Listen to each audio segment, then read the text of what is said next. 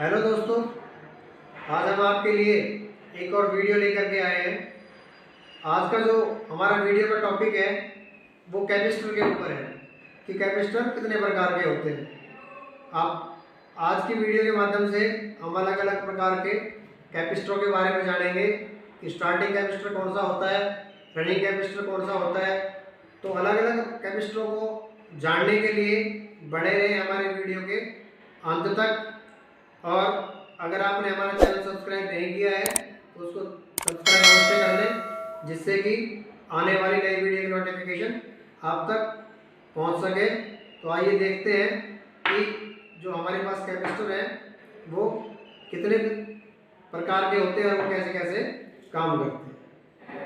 तो आज की वीडियो से हम जानेंगे कि जो हमारे पास ये अलग अलग प्रकार के कैपेसिटर हैं जो आपको स्क्रीन पर दिखाई दे रहे होंगे, यह अलग अलग साइज़ के कैपेसिटर हैं और अलग अलग प्रकार का इनका यूज़ किया जाता है। जैसे आपको एक छोटा इलेक्ट्रोलाइट कैपेसिटर स्क्रीन पर दिखाई दे रहा होगा। इसकी दो लैग होती है, एक ये वाली लैग पॉजिटिव होती है और ये वाली नेगेटिव लैग होती है। अभी इसके बाद हमारे पास एक ये कैपेसिटर है, इसकी कैपेसिटी 2.5 माइक्रोफैरड है और यह है ±5% और यह है 440 वोल्ट एसी सप्लाई के ऊपर काम कर सकता है और इसे 50 हर्ट्ज फ्रीक्वेंसी के ऊपर काम करेगा। हमारे पास दो प्रकार के कैपेसिटर होते हैं, एक स्टार्टिंग कैपेसिटर होता है और एक रनिंग कैपेसिटर होता है। जैसे इनके नाम अलग अलग हैं उसी प्रकार से इनके यूज़ भी अलग अलग है। हम आपको दिखा देते हैं। यह हमारे पास एक रनिंग कैपेसिटर है। इसकी जो स्पेसिफिकेशन है यह है 45 माइक्रोफैरड का कैपेसिटर है। यह है ±5% हो सकता है और यह काम करने के लिए 440 वोल्ट एसी सप्लाई के ऊपर काम करेगा और यह 50 से 60 हर्ट्ज सप्लाई के ऊपर भी काम करेगा। यह हमारा रनिंग कैपेसिटर है। यह जो रनिंग कैपेसिटर होता है ये हमारा वाइंडिंग के साथ परमानेंट लगा रहता है। यह कभी सर्किट से अलग नहीं होता है, ये सर्किट में लगातार बना रहता है। दूसरा जो कैपेसिटर है वो हमारा स्टार्टिंग कैपेसिटर है। इसका काम सिर्फ एक बार मोटर को झटका देने का काम करता है, उसको स्टार्ट करने का काम करता है और एक बार जब हमारी मोटर स्टार्ट हो जाती है तो उसके बाद ये सर्किट से हट जाता है। मोटर की गति को टॉर्क देने के लिए इसका यूज़ किया जाता है।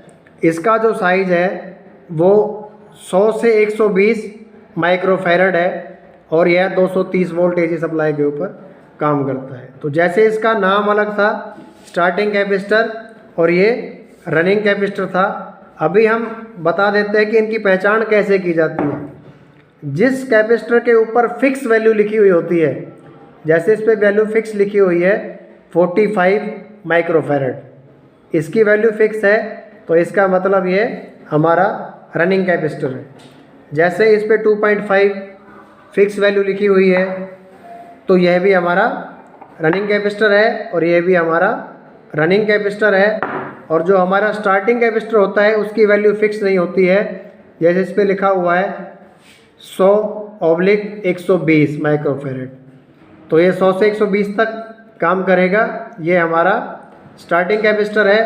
कोई 80-100 का भी हो सकता है और यह उसी प्रकार से ये हमारा 100-120 का भी। जहाँ वैल्यू में वेरिएशन होगी दो भागों में वो हमारा स्टार्टिंग कैपेसिटर होगा और वह सिर्फ मोटर को स्टार्ट करने के लिए यूज में लिया जाता है, जिसका प्रयोग सिर्फ मोटर के टॉर्क पैदा करने के लिए होता है और जैसे ही मोटर स्टार्ट होती है उसके बाद ये हट जाता है। इसका प्रयोग हम सबमर्सिबल पंप में भी करते हैं। इसके कनेक्शन टाइमर के द्वारा होते हैं और मोटर के अंदर इसके कनेक्शन क्लच के द्वारा किए जाते हैं। और यह जो हमारा रनिंग कैपेसिटर है यह हमारे सर्किट के साथ परमानेंट बना रहता है। ये तो हो गए हमारे रनिंग कैपेसिटर। और स्टार्टिंग कैपेसिटर। उसके बाद आपने देखा होगा एक कैपेसिटर और भी होता है जिसके 4 टर्मिनल होते हैं।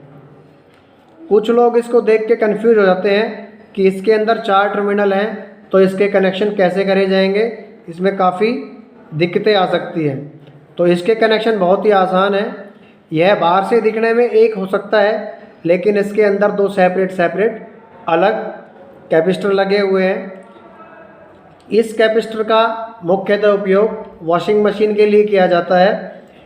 अलग अलग 2 कैपेसिटर ना लगा के 2 कैपेसिटरों को एक ही बॉडी के अंदर डिज़ाइन किया हुआ है। इसके अंदर जो 4 तार हैं, 2 एक कैपेसिटर के हैं और 2 एक कैपेसिटर के हैं।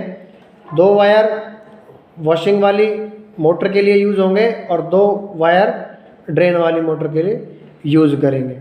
हम इसके स्पेसिफिकेशन के बारे में आपको बता देते हैं। यह हमारा 9.5 + 4 MFD, जैसा कि इस पर स्क्रीन पे ही लिखा हुआ है इसके बॉडी के ऊपर, 9.5 MFD का एक कैपेसिटर है और 4 MFD का एक कैपेसिटर है। यह भी ±5 की रेटिंग पे है और यह 440 AC वोल्ट पे यूज़ होगा। 9.5 पे एक, 4 MFD पे एक, 5% ± और 440 AC वोल्ट और 50 से 60 हर्ट्ज़। अब आप कहेंगे कि हमें पता कैसे चलेगा कि इसमें जो है वॉशिंग वाली मशीन के लिए कौन से तार हैं और ड्रायर वाली मोटर के लिए कौन से तार हैं। तो उसको लिए भी आपको ज़्यादा सोचने की आवश्यकता नहीं है, इसके ऊपर लिखा हुआ होता है। आप इस पर देखेंगे, पहले आपको लिखा दिखाई देगा ब्लू एंड रेड। इसमें ब्लू एंड रेड जो 2 वायर हैं वो 9.5 MFD के कैपेसिटर के लिए है। Blue white and red white जो 2 वायर हैं वो 4 MFD के कैपेसिटर के लिए है। तो जैसे पहले थी रेड और ब्लू ये वायर थी, तो ये वाली एक रेड वायर हो गई और एक ब्लू वायर हो गई। ये दोनों वायर वॉशिंग वाली मोटर के लिए होंगे। और दूसरा लिखा हुआ था ब्लू वाइट और रेड वाइट। तो आप देखेंगे एक रेड कलर की वायर है, उसके ऊपर वाइट कलर की पट्टी बनी हुई है और एक ब्लू कलर की वायर है, उसके ऊपर भी वाइट कलर की पट्टी बनी हुई है। तो ये दोनों ड्रायर वाली मोटर के लिए हैं। ये 2 कैपेसिटर एक ही बॉडी के अंदर मैन्युफैक्चरिंग करके रखे हुए हैं। और आप ये ध्यान रखें, जो इसमें 2 रेटिंग है 9.5 और 4 MFD। जो रेटिंग ज़्यादा होगी वह वॉशिंग वाली मोटर के लिए यूज़ होंगी और जो MFD कम होगी वो ड्रेन वाली मोटर के लिए यूज़ होंगी। तो इस आसान से तरीके से हम पहचान सकते हैं। यह तो हमने वीडियो बनाई थी कि कौन कौन से कैपेसिटर होते हैं और उनके यूज़ क्या क्या है। एक और भी हमने कैपेसिटर को लेके वीडियो बनाई हुई है कि कैपेसिटर की टेस्टिंग कैसे करें, कि कैपेसिटर हमारा वीक हो चुका है या उसकी रेटिंग क्या है, उस अलग अलग तरीके से कैसे पहचान करेंगे। उसको जानने के लिए आप देख सकते हैं, लिंक आपको वीडियो के डिस्क्रिप्शन में मिल जाएगा। तो उम्मीद करते हैं हमारे द्वारा जो जानकारी दी गई है स्टार्टिंग कैपेसिटर, रनिंग कैपेसिटर और 4 पॉइंट कैपेसिटर की, तो ये अगर आपको पसंद आई हो तो लाइक करें और कमेंट्स करके अवश्य बताएं। और इसी तरह की वीडियो को देखने के लिए बने रहें हमारे NST इलेक्ट्रिकल चैनल्स के साथ। वीडियो को देखने के लिए आपका बहुत बहुत धन्यवाद।